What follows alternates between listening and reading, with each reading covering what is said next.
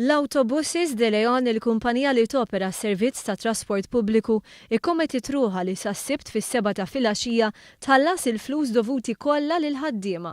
Il-ħamis ma' 300 ħaddiem tal-Malta Public Transport obdew id-direttiva tal-General Workers Union u ħarġu fuq strajk bejn id-9 ta' filgħodu u nofsinhar u bejn l-4 u s-7 ta' filgħaxija.